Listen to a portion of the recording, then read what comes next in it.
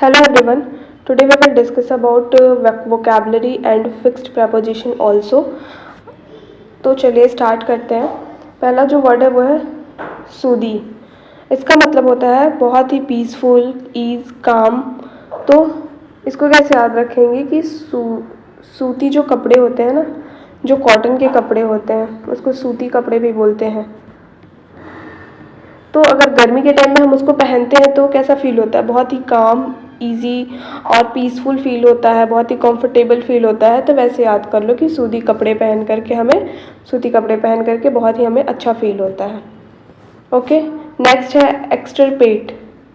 इसको हम लोगों ने ऑलरेडी पढ़ लिया है। इसको कैसे याद किया था हम लोगों ने कि एक्सट्रपेट को कि एक्स्ट्रा पेट, जैसे कि बहुत सारे लोग होते हैं जिनके पेट निकले होते हैं तो हमारे हेल्थ के लिए वो अच्छा नहीं होता है, तो इसलिए हम बोलते हैं एक्स्ट्रा पेट को डिस्ट्रॉय करो, ख़त्म करो। एक्स्ट्रा पेट का मतलब एक्स्ट्रा पेट को हटाओ, डिस्ट्रॉय करो। नेक्स्ट है प्रूडाइज। प्रूडाइज का मतलब होता है बहुत ही ईमानदार, ऑनेस्ट। तो इसको याद रखेंगे हम डाइस से। डाइस खेलते वक्त हमें ईमानदारी से खेलना चाहिए, हमें बेईमानी नहीं करना चाहिए, हमें बहुत ही ऑनेस्टली कोई भी गेम खेलना चाहिए, डाइस खेलना चाहिए अच्छे से। नेक्स्ट है सगेसियस। सगेसियस का मतलब होता है इंटेलिजेंट, बहुत ही ब्रिलियंट, नॉलेजेबल, जो बहुत ही बुद्धिमान हो उसको बोलते हैं। तो इसको कैसे याद रखेंगे, साग, साग से। साग खा के लोगों का दिमाग तेज हो जाता है। ग्रीन वेजिटेबल्स खाओ, ग्रीन लीफी वेजिटेबल्स खाने से और साग खाने से बुद्धिमान हो जाओगे, इंटेलिजेंट हो जाओगे। वो हमारे लिए बहुत ही बेनिफिशियल होता है, ऐसे याद रख लो। नेक्स्ट है क्रिसेंडो। क्रिसेंडो का मतलब होता है इंक्रीमेंट, किसी चीज़ में बढ़ोतरी होना, इंक्रीज़ होना कोई चीज़। तो इसको कैसे याद रखेंगे, जो क्रिश मूवी थी उससे याद रखेंगे। क्रिस फटाफट चढ़ जाता था ऊपर, फटाफट चढ़ जाता था, तो वो इंक्रीमेंट होता था, वो ज़मीन के नीचे थोड़ी जाता था, उसका डिक्रीज़ थोड़ी हो रहा था, वो इंक्रीज़ कर रहा था, वो हाइट पे चढ़ जा रहा था। तो हाइट ऊपर जाती है ना, तो इंक्रीज़ ऐसे देख लो, तो वैसे रिलेट करके याद कर लो। ओके, नेक्स्ट है टुमुल्टस। टुमुल्टस का मतलब होता है डिस्टर्बेंस, शोरगुल करना। इसको हम लोगों ने और भी वर्ड्स थे, कोमोशन, डिस्टर्बेंस एंड पैंडेमोनियम ऐसे हम लोगों ने याद किया था। इसको कैसे याद रखेंगे, टुमुल्टस का तुम और मुल्टस का एम। एम का मतलब मैं। कोई भी व्हाट्सएप में शॉर्टकट यूज़ करते हो ना, यहाँ पे भी यूज कर लो। तुम और मैं, हम दोनों मिल करके क्या करेंगे, शोर करेंगे, डिस्टर्बेंस क्रिएट करेंगे, शांति से किसी को नहीं नहीं देंगे। तुम और मैं, हम दोनों मिल करके डिस्टर्बेंस क्रिएट करेंगे। नेक्स्ट है इम्पोर्ट्यून। इसका मतलब होता है रिक्वेस्ट करना, किसी से याचना करना। इसको कैसे याद रखेंगे कि फॉर्च्यूनर एक गाड़ी आती है ना, उसको लेने के लिए आप अपने पेरेंट्स से या फिर आप किसी से रिक्वेस्ट कर रहे हो कि मुझे वो गाड़ी चाहिए, मुझे फॉर्च्यूनर चाहिए। I don't know about it's spelling. तो इम्पोर्ट्यून का मतलब होगा रिक्वेस्ट करना किसी से। ओके, नेक्स्ट है महम। इसका मतलब होता है बहुत ही कंफ्यूज रहना, किसी चीज़ में क्लियर नहीं होना, डाउट में रहना। तो मे से याद कर लो, मे का मंथ। ठीक है, मे का मंथ कैसा होता है, बहुत ही गर्मी से भरा होता है।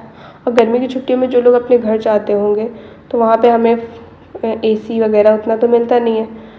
तो मई के टाइम में जब हम घर जाते हैं गर्मियों की छुट्टियों में, तो बहुत ही हम कन्फ्यूज़न में होते हैं कि हम सोए कहाँ, क्योंकि बहुत गर्मी होती है। तो सोचते हैं छत पे चले जाए, वहाँ अच्छी हवा आएगी, आंगन में सो जाए, वहाँ अच्छी हवा आएगी, बट फिर भी कोई फ़ायदा नहीं होता है। इसीलिए हम मई के मंथ में बहुत ही कन्फ्यूज़ में रहते हैं कि कहाँ पे सोएं, क्योंकि बहुत गर्मी होती है। नेक्स्ट है प्यूनिटिव। इसका मतलब होता है किसी को दंड देना, पनिशमेंट देना। इसको कैसे याद रखोगे, एक लड़का है जिसका नाम है पुनित। ओके, अच्छा यहाँ पे आप लोग मुझे एक चीज़ बताइएगा कि मैं कभी कभी स्लाइड्स में इमेज का यूज़ करती हूँ, कभी कभी यूज़ नहीं करती हूँ, तो कौन सा आपके लिए ज़्यादा बेनिफिशियल होता है, क्योंकि जितने भी निमोनिक्स होते हैं वो सारे हमें तो अच्छे से याद होते हैं, बट मैक्सिमम लोगों के लिए नया होता है, तो कुछ लोगों को इमेज सामने दिख जाता है तो याद करने में थोड़ा सा आसानी हो जाता है। तो अगर जैसा आपको सही लगे आप नीचे कमेंट सेक्शन में बता सकते हैं। ओके, तो पुनीति को कैसे याद रखेंगे? पुनीत नाम का एक लड़का है जिसको स्कूल में पनिशमेंट मिला। ऐसा इमेजिन कर लो कि आपका कोई फ्रेंड है, उसका नाम है पुनीत और उसको पनिशमेंट मिला।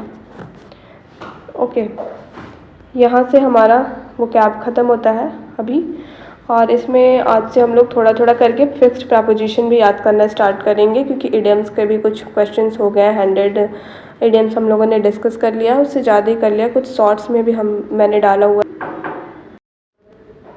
तो अब हम प्रपोजिशन स्टार्ट करेंगे, ठीक है। और इसमें मेनली बहुत लोगों को प्रॉब्लम होता है, और प्रपोजिशन में क्या होता है कि फ़िक्स होती हैं चीज़ें। तो इसमें क्या होता है कि लोगों को लगता है कि, या फिर हमें एलिमिनेशन करने में दिक्कत होता है, लगता है कि इस वर्ड के साथ भी ये वर्ड फिक्स होगा। जैसे अबाइड है तो लगेगा कि अबाइड के साथ टू भी लग सकता है, ऑन भी लग सकता है, इसे हमें रटना पड़ता है और कोई ऑप्शन नहीं है हमारे पास इसके अलावा। तो यहाँ पे मैं क्या करूँगी कि कोशिश करूँगी कि जो प्रपोजिशन है उसको बार बार मैं थोड़े थोड़े मतलब वोकैबलरी के साथ, इडियम के साथ, लास्ट में 10 वोकैबलरी इडियम्स डेली ऐड करके और उनको रिवीजन के तौर पे या फिर डेली बेसिस पे फिर वीकली सारे का कंपाइल करके ला दूँगी। तो ऐसे कई बार रिवीजन करने से भी याद हो जाएगा। कुछ आप लोग एक दो बार रिवीजन करिएगा तो याद हो जाएगा। इसको रटने के अलावा और कोई टेक्निक नहीं है हमारे पास, क्योंकि हम इसमें निमोनिक नहीं लगा सकते हैं और कोई तरीका नहीं है इसको याद करने का। वैसे तो इडियम्स को भी रटना पड़ता है, बट वहाँ पे हम कोशिश करते हैं कि जितना पॉसिबल हो पाए वहाँ पे हम ट्रिक लगा कर के चीज़ों को याद कर लें, जितना भी कर पाएँ। क्योंकि अगर हम 100-200 भी ट्रिक से याद कर लेते हैं तो हमारा वो 100 या 200 तो हमारे पास सिक्योर है, वो उसमें हमें रटने की ज़रूरत नहीं, क्योंकि रटी हुई चीज़ें तुरंत भूल जाती हैं, उनको हम रिविज़न नहीं कर सकते हैं। ओके, तो पहला जो है वो है अबाइड। तो अबाइड किस का जो ऑप्शन है, ऑन लगेगा, फ्रॉम लगेगा, बाय लगेगा या फिर टू लगेगा, ठीक है। तो अबाइड के साथ क्या लगता है? अबाइड के साथ बाय लगता है हमेशा, अबाइड बाय, ऐसे याद रख लो। या फिर आप एक चीज़ और कर सकते हो कि एक दिन में से 10 या 5 प्रपोजिशन को अलग से रख लो, कहीं पे नोट डाउन कर लो और टारगेट बनाओ कि मुझे 10 या 5 प्रपोजिशन, स्टार्टिंग में 5 लो, 2 लो, जितना भी हो उसको दिन भर में ना कोशिश करो कि 1 घंटे बाद, 2 घंटे बाद या फिर एक इंटरवल पे, एक दिन में ही एक दिन में कुछ घंटे के इंटरवल पे उसको बार बार देखो, रिवीजन करो, क्योंकि और कोई टेक्निक नहीं है इसको याद करने का, बार बार पढ़ना पड़ेगा तभी याद होगा, ठीक है। तो अबाइड के साथ बाई लगेगा। नेक्स्ट है सरप्राइज। सरप्राइज के साथ क्या लगेगा? विथ, एट, इन या फिर टू। तो सरप्राइज के साथ एट लगता है। ओके, नेक्स्ट है म्यूज़। म्यूज़ के साथ क्या लगेगा? विथ, टू, ऑन या ओवर। तो म्यूज़, ओवर। नेक्स्ट है पॉन्डर। किसी चीज़ पे सोच विचार करना, उसको पॉन्डर बोलते हैं। इसके साथ क्या लगेगा? विथ लगेगा, ओवर लगेगा, ऑन लगेगा या फिर एट लगेगा। तो पॉन्डर मतलब होता है सोच विचार करना, तो हम किसी चीज़ के ऊपर सोच विचार करते हैं ना, ठीक है। तो पॉन्डर ओवर समथिंग। नेक्स्ट है डेस्टिनेशन। कभी भी हम फिक्स्ड कहीं कोई डेस्टिनेशन है जहाँ हम जा रहे हैं तो उसके लिए हमेशा हम एट लगाते हैं, ठीक है। सॉरी, एट नहीं, टू लगाते हैं, ठीक है। तो डेस्टिनेशन टू। नेक्स्ट है बेनिफिशियल। इसके साथ क्या लगेगा? एट लगेगा, टू लगेगा, फ्रॉम लगेगा या फिर ऑन लगेगा। तो बेनिफिशियल के साथ क्या लगेगा? Beneficial to, harmful to, injurious to, इन सब के साथ टू लगता है। बहुत सारे प्रपोजिशन मैं कवर करा दूंगी यहाँ पे, जो लगता है मुझे कि इंपॉर्टेंट है, एग्जाम ओरिएंटेड है, क्योंकि फिक्स प्रपोजिशन बहुत ज़्यादा है नहीं, बहुत ज़्यादा क्वेश्चंस आते नहीं हैं, लेकिन अभी थोड़ा सा वेटेज बढ़ गया है। मैं मेनली हमें ये क्लोज टेस्ट, ये सब में क्लोज टेस्ट में, फिलअप में, ये सब में बहुत ज़्यादा हेल्पफुल होता है और उसी में मेनली पूछा भी जाता है, कभी कभी एरर में भी आ जाता है। ओके, नेक्स्ट है डिवॉइड। इसके साथ कौन सा प्रपोजिशन लगेगा? एट, ऑफ, फ्रॉम या फिर विथ। तो डिवॉइड के साथ ऑफ लगेगा, सिंगल ऑफ। कभी भी डबल ऑफ मत लगाना, इसके साथ डबल ऑफ नहीं लगता है, ठीक है। डिवॉइड के साथ सिंगल ऑफ लगता है। नेक्स्ट है कंड्यूसिव। एवरग्रीन क्वेश्चन है ये, हमेशा पूछा जाता है एग्जाम में। कंड्यूसिव टू, कंड्यूसिव के साथ हमेशा टू लगता है, ठीक है। ये मोस्ट इम्पॉर्टेंट है, इसको ज़रूर से याद कर लेना। ये इम्पॉर्टेंट क्वेश्चन है और कई बार पूछे जा चुके हैं क्वेश्चन। नेक्स्ट मैंने ऑलरेडी बता दिया, इंजूरियस के साथ क्या लगेगा, टू, एट, फ्रॉम या ओवर। तो इंजूरियस टू से होता है ना स्मोकिंग की इंजूरियस टू हेल्थ। या फिर पता है प्रपोजिशन करने का एक याद करने का एक और मेथड है, सेंटेंस में चीज़ों को अरेंज कर लो। बट सेंटेंस क्या होता है ना कि कहना तो बहुत आसान होता है, बहुत टॉपर्स ऐसी बातें करते हैं कि मैंने इडियम्स या फिर वो कैब को, प्रपोजिशन को सेंटेंस के थ्रू याद किया था। एक तो वर्ड याद नहीं हो रहा, उसमें सेंटेंस, एक नया सेंटेंस ऐड करना, उसमें एक सेंटेंस को याद करना थोड़ा और टिपिकल हो जाएगा। तो मैं प्रेफर करती हूँ कि वर्ड्स याद करो भाई, सेंटेंस थोड़ा सा टिपिकल हो जाएगा।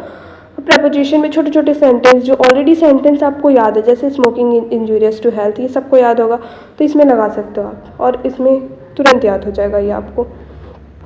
ओके, तो ये सारी चीज़ें, और मैं कोशिश करूँगी अगर आप लोग बोलते हो तो मैं क्या करूँगी कि एक कंपाइलेशन ला दूँगी प्रपोजिशन का, जो भी मुझे लगता है कि एग्ज़ाम ओरिएंटेड है, इम्पॉर्टेंट है, वो सारे फिक्स्ड प्रपोजिशन को मैं एक जगह कर लूँगी और वो आपके यहाँ आपको मिल जाएगा, ठीक है। वैसे मैं कोशिश करूँगी कि थोड़े थोड़े प्रपोजिशन को डेली बेसिस पे करवाऊँ, वो कैब में या फिर इडियम में जो भी मैं क्लास लूँ उसमें ऐड करके, इंग्लिश की अगर मैं क्लास लूँ तो। और अभी स्टैटिक और जीके का पोर्शन थोड़ी दिन से रुका हुआ है, क्योंकि अभी वो कैब के सेक्शंस में मैं ज़्यादा फोकस कर रही हूँ। इडियम्स के भी कुछ क्लासेस हो चुके हैं। आगे मैं कोशिश करूँगी कि फिक्स प्रपोजिशन के भी और फिगर ऑफ स्पीच, ये सारे जो इम्पॉर्टेंट टॉपिक्स हैं, छोटे छोटे टॉपिक हैं, इनको मैं कवर करके छोड़ दूँ, क्योंकि ये छोटे छोटे से टॉपिक हैं, एक बार कवर हो जाएंगे तो हो जाएंगे। और वो कैब हो गया, इडियम हो गया, ये सब बहुत लेंदी टॉपिक हैं, तो ऐड ऑन करते जाना है बस, ठीक है। और ये सारे जो भी मैं इडियम्स, वो कैब, ये सारे अपने चैनल पे कराती हूँ, वो सारे प्रीवियस ईयर हैं, मैं हमेशा बताती हूँ, या फिर मोस्ट अवेटेड हैं, जो आने की बहुत ज़्यादा संभावना है कि आ सकते हैं, या फिर किसी न किसी एग्ज़ाम में पूछे जा चुके हैं, वही सारे हैं। और मैं सारी चीज़ों को निमोनिक से ही याद कराती हूँ, कोई भी चीज़ हो, स्टैटिक हो, जीके हो, इडियम्स हो, या फिर फिक्स प्रपोजिशन में तो बिल्कुल नहीं।